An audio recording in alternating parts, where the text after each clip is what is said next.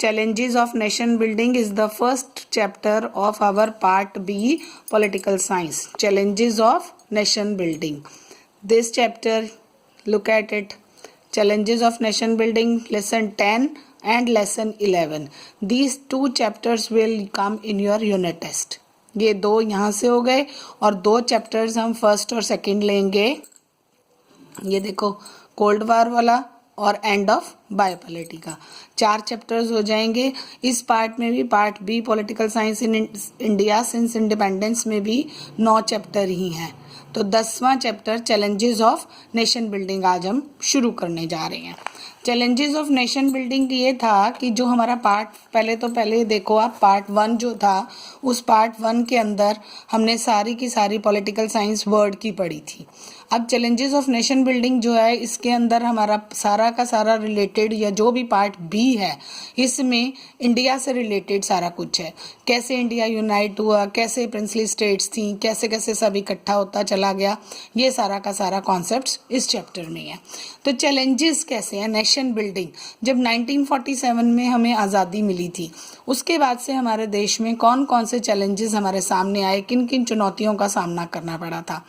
देखो 567 princely states थी उस टाइम और उस 567 प्रिंसली स्टेट्स के अंदर अलग अलग तरीके के लोग थे. सबकी अपनी अपनी डिज़ायर्स थी, सबके अपनी अपनी प्रॉब्लम्स थी. ब्रिटिशर्स का हमारे पास साम्राज्य था.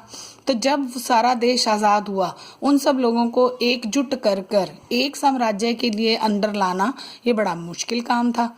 इसलिए इन चुनौतियों को दूर करने के लिए देश ने बड़े सारे काम किए. तो इसका ये देखिए यहाँ से हम शुरू होते हैं. इंडिया अटेन्ड इंडिपेंडेंस ऑन 15 अगस्त 1947. Pandit Jawaharlal Nehru who was the first prime minister of free India addressed a special program on the Constituent Assembly at that time 14-15 अगस्त की जो मिडनाइट को उन्होंने कॉन्स्टिट्यूएंट असेंबली को मिडनाइट में असेंबल किया, एड्रेस किया. इसके बाद से क्या हुआ, इंडिपेंडेंस जो थी इंडिया फेस्ड मैनी चैलेंजेस और उसमें सबसे बड़ा एक चैलेंजेस था नेशन बिल्डिंग का कि राष्ट्र को एकजुट कैसे किया जाए. द इंडियन गवर्नमेंट ने took a firm stand on the integration of princely states को इकट्ठा करने के लिए काम किया. बिफोर 15 अगस्त 1947 almost of states joined the Indian union को ज्वाइन किया. Accession of princely states of Junagadh, Hyderabad, Kashmir और मणिपुर, मिजोरम, इन सारी स्टेट्स के बारे में हुआ. सबसे पहले तो हम हैदराबाद के में पढ़ते हैं. हैदराबाद का जो नवाब था, लार्जेस्ट प्रिंसली स्टेट्स निज़ाम जो था of Hyderabad, he was not interested to merge in India. क्योंकि उसको लगता था कि मेरी अलग रियासत है. ऐसे ही मणिपुर का हुआ.